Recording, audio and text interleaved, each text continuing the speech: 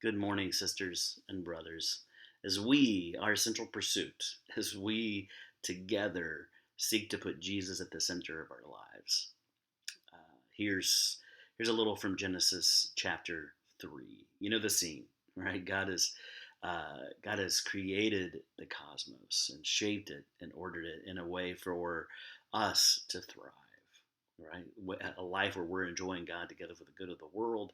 And then you get to Genesis 3, and there's a crafty creature, right? A serpent that's that is spouting lies.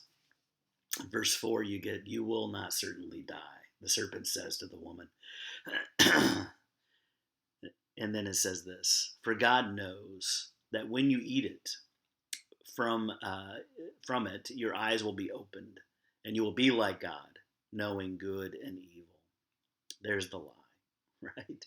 That we could be like God, that we could know good and evil. So, reflecting on the book I'm reading through, Revolution of Character, there's a line in here that says this: "When we eliminate the light of God from our heart, our mind becomes dysfunctional, trying to devise a truth that will be compatible with the basic falsehood that man is God."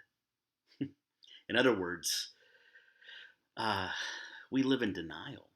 We live in the denial of reality, the reality that God is God and that we are not. And so all our efforts to control, whether they are overt or subtle, all our efforts to try to get our hands around this thing, to have clarity, to have assurance, to have all these things, to find confidence in self rather than find confidence in God and God being God and that He's enough for us. This is what it means to be ruined, magnificent ruins, right? Is to live in this self denial. And so our hope and our goal is to live out of a state of honesty, honest about who we are, honest about who God is, honest about our place, honest about His goodness and His watching over us. And so let's finish reading or praying a little bit of Hebrews 4 back to our Father. Father, your word is alive and it's active, it's sharper than any double-edged sword. Your truth, it penetrates even to dividing our souls and spirits, joints and marrows. It judges the thoughts and attitudes of our hearts.